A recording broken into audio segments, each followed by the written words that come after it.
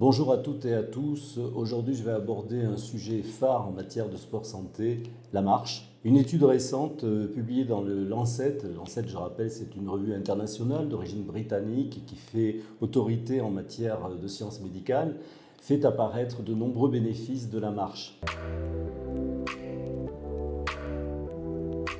Ces bénéfices, ils sont cardiovasculaires, ça améliore bien sûr le fonctionnement du cœur. Ils sont sur la santé osseuse, car lorsque vous marchez, il y a une action des muscles sur l'os qui entraîne une consolidation, une solidification osseuse.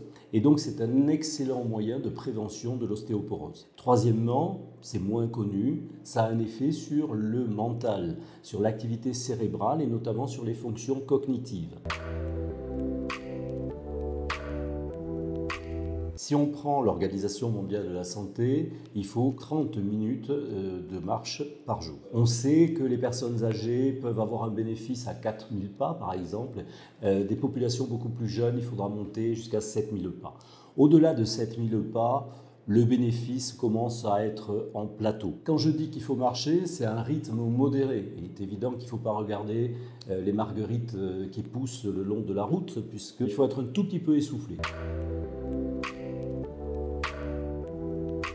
La première, c'est la marche nordique. Alors, la marche nordique se fait avec 2 bâtons, de façon à avoir un certain équilibre, mais surtout, ça a un intérêt dans la coordination entre les bras et les jambes. Il faut quand même, à mon avis, être coaché pour l'apprendre, pour aller dans des groupes. Je pense que c'est beaucoup plus intéressant que de le faire tout seul. Cette marche nordique, il faut savoir qu'elle fait travailler 75% de votre musculature globale. Deuxième type de marche dont je voulais vous parler, c'est la marche afghane. Elle est un peu difficile parce qu'elle repose sur la coordination entre l'activité de marche et le souffle. Et cette coordination se rapproche des activités de pleine conscience, de méditation, parce que vous êtes focalisé sur votre respiration et ça fait du bien au mental. Moi, je conseille quand même là aussi d'être coaché parce que c'est pas évident de le faire. Je pense que si vous êtes dans un groupe, vous apprendrez facilement à ce rythme qui est un peu particulier de la marche afghane. Le troisième type de marche, c'est la randonnée.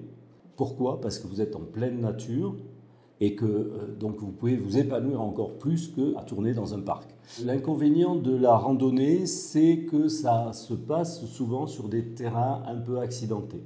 Donc là, il faut que vous soyez vigilant par rapport à ça, c'est-à-dire qu'il faut que vous demandiez à votre médecin s'il n'y a pas de contre-indication à aller marcher sur des terrains accidentés. Et deuxièmement, j'insiste là-dessus, il faut avoir de très bonnes chaussures. Les pieds en randonnée, c'est ce qu'il faut protéger au maximum.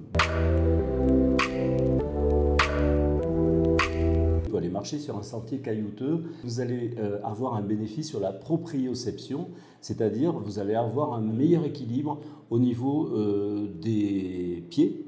Le deuxième terrain, c'est le sable. Alors le sable, effectivement, nécessite un effort physique plus important, c'est-à-dire que vous allez travailler un peu plus votre musculature. Le tapis de marche. Alors le tapis de marche, c'est mieux que rien. Et personnellement, je préfère aller marcher dans la nature, je vous l'ai déjà dit, je préfère m'oxygéner, mais si vous n'en avez pas la possibilité ou pas le temps, on peut très bien utiliser un tapis de marche. Vous pouvez marcher aussi sur le bitume, il y a la pollution atmosphérique des véhicules, donc c'est peut-être pas conseillé. L'avantage, c'est que le terrain est plat et qu'il n'y a pas de risque d'abîmer vos tendons. Alors, dernière possibilité, c'est bien sûr de marcher pieds nus dans l'herbe. Bon, on fait vite quand même le tour, à moins que vous tourniez dans votre jardin plusieurs fois. Faites attention, bien sûr, aux insectes piqueurs. Alors, on arrive à la conclusion. La conclusion, c'est qu'il faut marcher, vous l'aurez compris. Marchez à votre rythme, ne cherchez pas la compétition. Prenez du plaisir à marcher, ça c'est important aussi. Prenez conseil auprès de votre médecin par rapport à votre condition physique et ce que vous pouvez faire. Et une chose très très importante, et je voulais terminer là-dessus, c'est qu'il ne suffit pas de marcher. Marcher, vous avez compris, c'est une activité aérobie, mais il faut faire aussi une activité de musculation, parce qu'avec l'âge, vous perdez du muscle. C'est physiologique, c'est normal, mais il faut ralentir cette perte de muscle et donc n'hésitez pas à associer à la marche un travail de musculation spécifique. Je vous dis à bientôt, n'hésitez pas à vous abonner.